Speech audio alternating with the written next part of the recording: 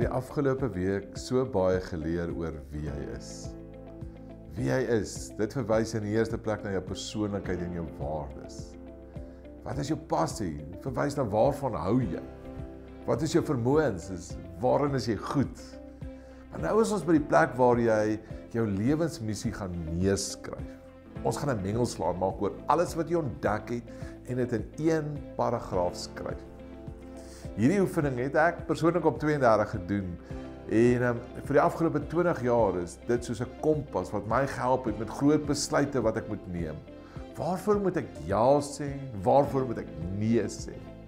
Hier is meer as net 'n lewensmissie. Dit moet deel raak van 'n hoër missie. Dit moet ingevleg word in God se missie wat hy het om sy koninkryk op hierdie aarde te vestig. Viktor Frankl skryf hieroor deur te sê dat 'n mens meer mens word deur van homself te vergeet en vir ander te leef. Hierin lê die hoekom, waarom jy 'n persoonlike missie moet hê. Dit gee jou 'n anker in die lewe om te bly by wie jy is en getrou te wees aan jou waardes en jou karakter. Dit gee jou 'n kompas om jou in die lewe te stuur in regte rigting sodat jy ware lewenssin by kan uitkom en 'n verskil kan maak in die koninkryk van God. Deur jou lewensmissie te ken en jou gedurig daaraan te herinner, bly jy op koers en hou jy jou lewe gefokus. En dan vir gemaklikheid besluitneming. 'n Persoonlike missie bestaan uit basies uit twee boustene. Eerstens, wat wil jy bereik en watter bydrae wil jy lewer? Tweedens, watter waardes en karaktereienskappe moet vir jou 'n kompas wees wat by jou lewensdoel gaan jou help uitkom? Ek gaan jou so 'n bietjie inbind in my eie lewensstorie. Op 32 het ek my lewensmissie geskryf en met die jare so 'n bietjie al aangepas. Hier was my waardes. My waardes wat al vir 20 jaar my kompas is liefde, diensbaarheid, doelgerigtheid, integriteit, uitnemendheid, innoverend. Jy weet nie wat het ek gebruik as 'n simbool om my missie te beskryf, dit was 'n boom. Hier was my lewensmissie. Ek is 'n boom wat geplant is in Jesus. Hy is die bron van my lewe.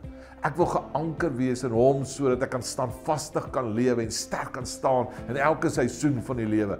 Nooit wil ek stagneer nie, maar ek wil altyd groei en ontwikkel, skepend wees, met nuwe idees na vore kom. My lewe moet vrug dra en blare van my boom moet skaduwee gee vir mense. Ek wil leef verander en 'n plek skep waar mense veilig kan wees en kan groei. Ek wil hê mense help met ontdek wat hulle potensiaal is. Ek wil hê mense moet hulle drome bereik. Ek wil 'n dirigent in die agtergrond wees sodat leiers kan ontwikkel word en dat hulle impak kan maak. Ek het my missieverklaring ingevleg in elke deel van my lewe. Ek onthou as jong pa het ek 'n doelwit gestel en om my kinders onvoorwaardelik lief te hê en hulle te help om hulle eie drome te laat ontdek en te laat realiseer. En vandag as ek terugkyk, sien ek hulle verstaan en antwoorde gekry het op hulle roeping. En hulle keuse self vir hulle beroepsrigting was bepalend deur wat hulle roeping is. Vandag jou beurt. Skryf jou eie missieverklaring. Skryf 'n missieverklaring wat jou sal motiveer om voluit te lewe en 'n verskil in die koninkryk van God te maak. Wat jou sal motiveer om jouself te wees en 'n lewe te lewe waar jy 'n bydrae sal maak om hierdie wêreld 'n beter plek te maak. Wat vir jou kompas sal wees wat jou besluite gaan help bepaal. Jy het al reeds die afgelope tyd in jou boekie antwoorde neergeskryf. Vat daai antwoorde, skryf dit in jou lewensprofiel. Wat het jy geleer? Gebruik daai vrae wat jy geantwoord het en antwoord vrae soos as jy jouself moet voorstel sonder om jou werk te verwys. Hoe sal jy jou voorstel? Wat wil jy hê mense moet op jou begrafnis van jou sê? Wat sal jy as 'n simbool gebruik soos ek die boom om jouself te beskryf? Nou is dit die groot oomblik. Kyk na al daai voorbeelde in jou boekie en dan skep jy vir jou tyd in hierdie week waar jy jou eie lewensmissie gaan neerskryf. En dan volgende week as julle as groep bymekaar kom, share en deel met mekaar julle stories en jou ervaring rondom die skryf van jou eie lewensmissie. As jy die proses nou saam met 'n groep doen en wil julle nie die volgende oor gesels nie. Watter waardes in jou eie lewe gaan vir jou 'n kompas wees wat jou gaan help met ja's en nee's en besluite? Watter simbool sal jy wil gebruik om jouself te beskryf en waarom?